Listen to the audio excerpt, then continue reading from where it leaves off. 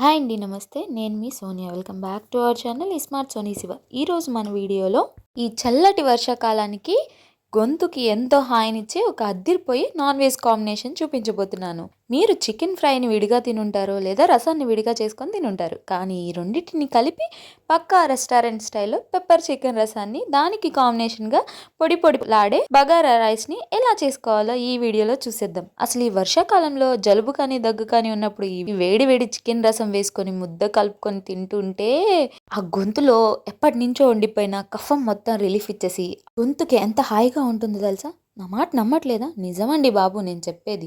నా మాట నమ్మకపోతే ఈ వీడియోని ఎక్కడ స్కిప్ చేయకుండా లాస్ట్ వరకు చూడండి, మీకే అర్థమవుతుంది. మన ఛానల్ని ఫస్ట్ టైం చూస్తుంటే సబ్స్క్రైబ్ చేసుకోండి. స్టెప్ 1 ఏంటంటే, ముందుగా ఈ చికెన్ రసం చేసుకోవాలంటే కంపల్సరీ చింతపండుని నానబెట్టుకోవాలి. సో దానికోసం ఒక చిన్న నిమ్మకాయ సైజ్ అంత చింతపండు, అలాగే 2 మీడియం సైజ్ టమాటాలని ఇలా ముక్కలుగా కట్ చేసుకొని, అలాగే కొంచెం కొత్తిమీర ఆకులు కానీ లేదా కాడలు కానీ వేసుకొని ఇలా వేడి నీళ్ళు పోసుకొని ఒక 5 నుంచి 10 నిమిషాల పాటు నానబెట్టుకోండి. ఇప్పుడు సెకండ్ స్టెప్, బగారా రైస్ కోసం ఒక బౌల్లోకి ఒక గ్లాసు బాస్మతి రైస్ని తీసుకొని శుభ్రంగా వాష్ చేసుకొని 2-3 సార్లు ఇందులోకి బియ్యం మునిగేంత వరకు నీళ్లు పోసేసుకొని 10 to 15 మినిట్స్ పాటు పక్కన పెట్టేసుకోండి. ఇప్పుడు థర్డ్ స్టెప్, చికెన్ రసానికి మెయిన్ మ్యాజిక్ ఏంటంటే ఫ్రెష్గా మసాలా దంచడం. దీనికోసం ఒక చిన్న ప్యాన్ పెట్టేసుకోండి. ప్యాన్లోకి 1 టీ స్పూన్ ధనియాలు, 1 టీ స్పూన్ మిరియాలు, అలాగే ఒక 1 టీ స్పూన్ జీలకర్ర, ఒక 2 లేదా 3 ఎండుమిర్చి, అలాగే హాఫ్ ఇంచ్ దాకా దాల్చిన చెక్క, ఒక 2 లవంగాలు, అలాగే ఒక 2 రెమ్మల దాకా కరివేపాకుని శుభ్రంగా వాష్ చేసుకొని వేసేసుకోండి. ఇప్పుడు వీటన్నిటిని కూడా డ్రై రోస్ట్ చేసుకోవాలి. కరివేపాకు తడి మొత్తం పోయి చక్కగా ఇలా వేగిపోవాలన్నమాట.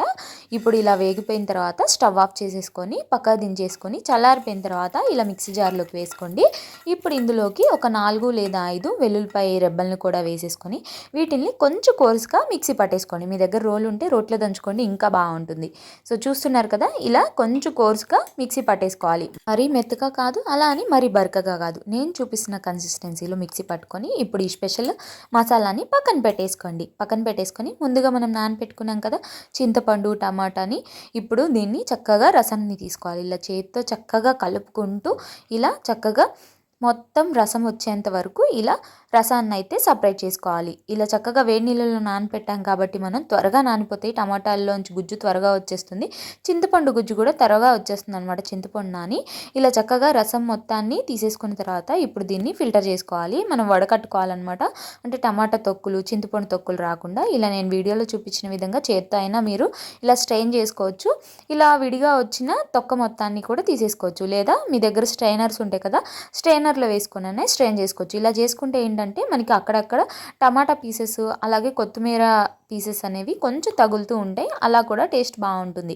మీకు కనుక టమాటా పీసెస్ అలా తగలకూడదు అనుకుంటే స్ట్రైనర్లో వడకట్టుకోండి. ఇలా తీసుకున్న టమాటా రసాన్ని పక్కన పెట్టేసుకొని ఇప్పుడు మెయిన్ ప్రాసెస్లోకి వచ్చేద్దాం. స్టవ్ మీద బాండి గిన్నె పెట్టుకొని 2 లేదా 3 టేబుల్ స్పూన్ల దాకా ఆయిల్ వేసుకొని, ఆయిల్ కొంచెం హీట్ అయిన తర్వాత ఇందులోకి ఒక హాఫ్ స్పూన్ దాకా జీలకర్ర, అలాగే 4-5 వెల్లుల్లిపాయలని దంచుకొని వేసుకోవాలి. అలాగే 2 రెమ్మల దాకా కరివేపాకును వేసుకొని, అలాగే 2 లేదా 3 పచ్చిమిర్చిని ఇలా స్లైసెస్గా కట్ చేసుకొని వేసుకోండి. మీ స్పైసీనెస్కి తగ్గట్టు వేసుకోండి, ఎందుకంటే మిరియాలు వేసాం కదా ఆల్రెడీ మసాలాలో, ఎండుమిర్చి కూడా వేసాం, ఇప్పుడు మళ్ళీ పచ్చిమిర్చి కూడా వేస్తున్నాం. సో చూసి వేసుకోండి. ఇవి కొంచెం ఫ్రై అయిన తర్వాత ఇందులోకి శుభ్రంగా వాష్ చేసి పెట్టుకున్న చికెన్ పీసెస్ని యాడ్ చేసుకోవాలి. ఇక్కడ చూస్తుంటే మీకు నేను చికెన్ పీసెస్ అన్ని బోన్స్వే తీసుకున్నాను. ఇక్కడ మనకి నార్మల్ పీసెస్ చాలా తక్కువ ఉన్నాయన్నమాట. బోన్స్తో చేసుకుంటే చాలా బాగుంటుంది, అందుకని బోన్ పీసెసే తీసుకున్నాను అనమాట. సో మీకు కావాలంటే మీరు నార్మల్గా బోన్లెస్ పీసెస్ కూడా వేసుకోవచ్చు. చికెన్ క్వాంటిటీ వచ్చి 1/4 kg దాకా ఉంటుంది అనమాట. శుభ్రంగా వాష్ చేసుకున్న చికెన్ని ఈ ఆయిల్లో వేసుకొని ఇందులోకి 1/4 టీ స్పూన్ పసుపు, అలాగే కొంచెం కల్లుప్పును వేసుకుంటున్నాను, సుమారు ఒక 1/2 టీ స్పూన్ దాకా వేసుకుంటున్నాను. అలాగే ఒక 1 టీ స్పూన్ దాకా అల్లం వెల్లుల్లి పేస్ట్ కూడా వేసేసుకొని చక్కగా ఈ ఆయిల్లో మీడియం ఫ్లేమ్లో పెట్టుకొని ఫ్రై చేసుకోవాలి. మనకి అల్లం వెల్లుల్లి పేస్ట్లోంచి పచ్చివాసన పోవాలి, అలాగే మనం చికెన్లోంచి వాటర్ అన్నీ వచ్చేసేయాలన్నమాట. చికెన్ కూడా పచ్చివాసన పోవాలి, కొంచెం సేపు వేయించుకోవాలి ఆయిల్లో. చక్కగా ఇలా కలుపుకుంటూ వేయించేసుకోండి. చక్కగా ఇలా కలుపుకున్న తర్వాత మూత పెట్టేసి చికెన్లోంచి వాటర్ వచ్చేంత వరకు ఈ చికెన్ని కుక్ అవనివ్వండి. ఇలా మీడియం టు సిమ్లో అడ్జస్ట్ చేసుకుంటూ మధ్య మధ్యలో కలుపుకుంటూ ఇలా చికెన్లోంచి వాటర్ అన్నీ వచ్చేసి చికెన్ ఆల్మోస్ట్ 50 to 60% కుక్ అయ్యేంత వరకు ఇలా వేయించుకోవాలి. చూడండి, చికెన్లోంచి ఆయిల్ అనేది సపరేట్ అవుతుంది. ఇప్పుడు ఇందులోకి మనం ముందుగా రెడీ చేసి పెట్టుకున్నాం కదా రసం మసాలాని, సో ఆ మసాలా పొడిని మొత్తాన్ని కూడా ఇందులోకి వేసేసుకోవాలి. వేసేసుకొని ఈ ఆయిల్లో చికెన్తో పాటు ఒక అర నిమిషం పాటు వేయించుకుంటే చక్కగా చికెన్కి ఈ మసాలా మొత్తం పడుతుంది. ఈ టైంలో మనకి చికెన్ అనేది నీసు వాసన రాకుండా ఉంటుంది. సో ఇలా చక్కగా ఫ్రై చేసుకున్న తర్వాత ఇప్పుడు ముందుగా మనం తీసి పెట్టుకున్నాం కదా టమాటా అలాగే చింతపండు రసాన్ని, ఆ రసాన్ని మొత్తాన్ని కూడా వేసేసుకోవాలి. ఇలా ఈ గుజ్జు మొత్తాన్ని వేసుకున్న తర్వాత ఇప్పుడు ఇందులోకి ఒక 2 గ్లాసెస్ దాకా వాటర్ని అయితే యాడ్ చేసుకోండి. ఎందుకంటే మనకి రసం పల్చగా ఉంటేనే బాగుంటుంది కదా. అలాగే మనకి చికెన్ కూడా ఇంకొక 40% కుక్ అవ్వాలి కాబట్టి ఇలా 2 గ్లాసులు వాటర్ వేసుకున్న తర్వాత ఒకసారి చక్కగా అంతా కలిసే విధంగా ఇలా కలిపేసుకున్న తర్వాత ఇప్పుడు సాల్ట్ని టేస్ట్ చూసుకోండి. మనం ఆల్రెడీ ముందు కొంచెం కల్లుప్పు వేసాం కాబట్టి నాకైతే సరిపోలేదన్నమాట. అందుకని నేను ఇంకొంచెం ఒక 1/2 టీ స్పూన్ దాకా కల్లుప్పు అలాగే ఒక 1/4 టీ స్పూన్ దాకా కారాన్ని కూడా యాడ్ చేస్తున్నాను. ఆల్రెడీ మనం మిరియాలు యాడ్ చేసాం, ఎండుమిర్చి, పచ్చిమిర్చి అన్నీ యాడ్ చేసాం కాబట్టి ఒక 1/4 టీ స్పూన్ దాకా కారాన్ని యాడ్ చేశాను. మీరు చూసుకొని మీకు ఆ కారమే సరిపోతుందంటే కారాన్ని స్కిప్ చేసేయండి. ఇప్పుడు వీటన్నిటిని బాగా కలిపేసుకొని మీడియం ఫ్లేమ్లో పెట్టుకొని మూత పెట్టుకొని ఇలా మరిగించుకోవాలి. చూడండి రసం అనేది ఎంత చక్కగా మరుగుతుందో. మళ్ళీ మూత పెట్టేసుకొని చికెన్ కుక్ అయ్యి రసం అనేది దగ్గరికి అయ్యేంత వరకు మీడియం టు సిమ్లో అడ్జస్ట్ చేసుకుంటూ పక్కన ఇంకో స్టవ్ మీద పెట్టేసుకోండి. ఇప్పుడు మరొక బర్నర్ మీద ఈ రసానికి కాంబినేషన్గా నేను బగారా రైస్ని చూపిస్తున్నాను. స్టవ్ మీద కుక్కర్ గిన్నె పెట్టేసుకోండి. అందులోకి నెయ్యిని ఒక 2 టేబుల్ స్పూన్స్ దాకా వేసేసుకొని ఇందులోకి హోల్ గరం మసాలా అంటే షాజీరా, అనాస పువ్వు, బిర్యానీ ఆకు అలాగే మరాఠీ మొగ్గ, 2 లవంగాలు, ఒక ఇలాచీ వేసేసుకొని చక్కగా వీటిల్ని ఈ నెయ్యిలో ఫ్రై చేసుకోవాలి. మీ దగ్గర నెయ్యి లేకపోతే నూనెతో అయినా కూడా ఈ తాలింపు పెట్టుకోవచ్చు. ఇప్పుడు ఇందులోకి సన్నగా స్లైసెస్లా కట్ చేసుకున్న మీడియం సైజ్ ఆనియన్ని, ఒక హాఫ్ ఆనియన్ని వేసుకున్నాను అనమాట. ఇలా ఆనియన్స్ కూడా వేసుకున్న తర్వాత చక్కగా ఇవి కొంచెం పింకిష్ కలర్ వచ్చేంత వరకు ఫ్రై చేసుకోవాలి. ఇలా ఒక హాఫ్ మినిట్ ఫ్రై చేసుకున్న తర్వాత ఇవి కొంచెం ఇలా పింకిష్ కలర్ వస్తాయి. ఇప్పుడు ఇందులోకి సన్నగా స్లైసెస్లా కట్ చేసుకున్న 2 లేదా 3 పచ్చిమిర్చిని యాడ్ చేసుకోండి. యాడ్ చేసుకున్న తర్వాత చక్కగా అంతా కలిసే విధంగా కలిపేసుకోవాలి. మీడియం ఫ్లేమ్లో పెట్టుకొని ఈ ఆనియన్స్, పచ్చిమిర్చి పచ్చివాసన పోయేంత వరకు ఫ్రై చేసుకోవాలి. ఇవి కొంచెం ఇలా ఫ్రై అయిన తర్వాత ఇప్పుడు ఇందులోకి ఒక 1/2 టేబుల్ స్పూన్ దాకా అల్లం వెల్లుల్లి పేస్ట్ని ఫ్రెష్గా దంచుకొని వేసుకోండి. అప్పుడే బగారా రైస్కి మంచి టేస్ట్ అనేది వస్తుంది.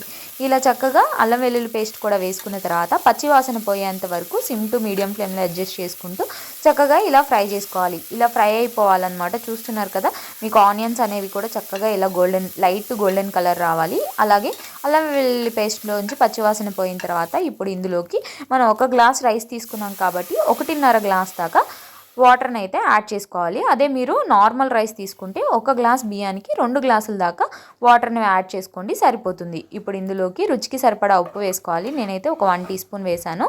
ఇలా ఉప్పు వేసుకున్న తర్వాత చక్కగా ఈ వాటర్ని రోలింగ్ బాయిల్ అయ్యేంత వరకు మరిగించుకోవాలి మీడియం ఫ్లేమ్లో పెట్టి.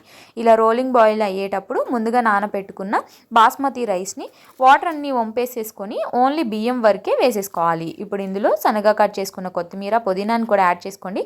నా దగ్గర పుదీనా అవైలబుల్ లేదు, అందుకని కొత్తిమీర ఒక్కటే యాడ్ చేశాను అనమాట. ఇలా కొత్తిమీర వేసుకున్న తర్వాత ఒకసారి కలిపేసుకొని కుక్కర్ విజిల్ పెట్టేసుకొని మూత పెట్టుకొని మీడియం ఫ్లేమ్లో ఒకటే విజిల్ రానివ్వాలి. చూడండి 2 స్టవ్ మీద 2 పెట్టేసుకుంటే ఈజీగా అయిపోతుంది. అలాగే కుక్కర్ విజిల్ కూడా వచ్చేసింది కదా.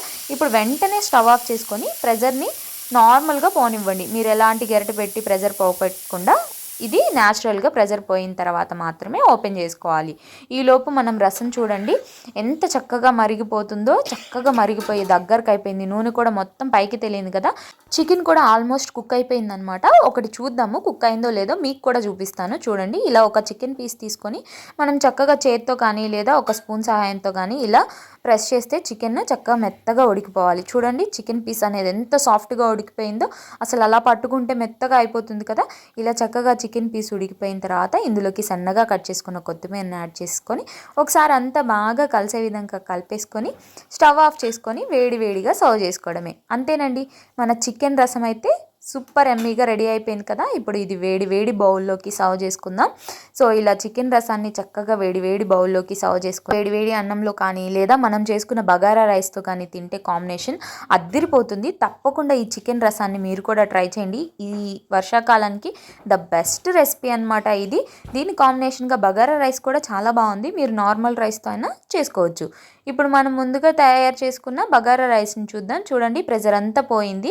చూడండి మనకి బగారా రైస్ కూడా ఎంత పొడిగా వచ్చిందో. ఎక్కడా కూడా ముద్ద అవ్వలేదు, అలా అని ఉడకకుండా కూడా లేదు. చూడండి పర్ఫెక్ట్గా ఉడికి ఎంత బాగా వచ్చిందో.